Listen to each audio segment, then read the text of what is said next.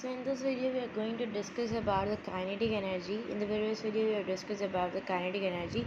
That kinetic energy is what? The energy due to motion. The formula we have derived, the derivation we have discussed. This is the some remaining points of the kinetic energy. For example, the kinetic energy is due to mass,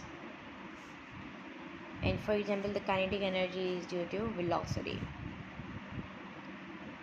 As it is on the formula of the kinetic energy is the half mv square, which means the kinetic energy depend upon the mass and the velocity. So if the kinetic energy is more,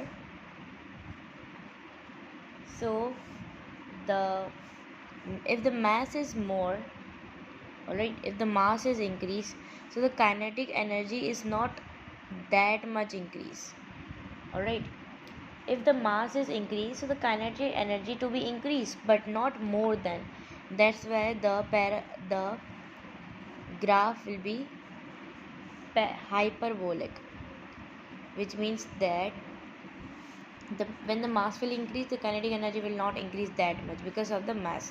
And when the velocity will increase, when the kinetic energy will increase or velocity will increase, so that is the straight, which means when the kinetic energy will increase, so the velocity will also increase.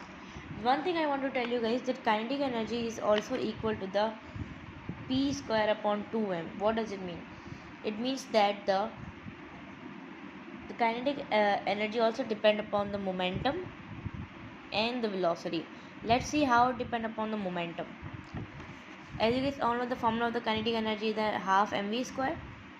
Half will be remaining same, and m, which is m, and v I can write here that v 2 times, and I have included the m because of the momentum. So this will be the upon m. Alright, okay. So if I talk about the, here it is m, so I have put it m here too, 1 upon 2. So that will be the m dot v. Alright, that will be equal to what? That is equal to the momentum, and this is equal to also momentum upon m.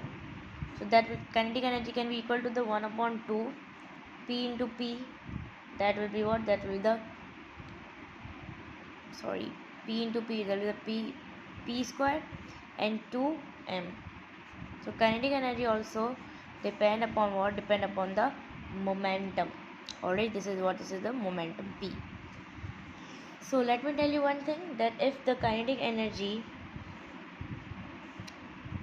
is on the mass, so that will be the hyperbolic, same as this. And if the kinetic energy depend upon the momentum, so that will be equal to what?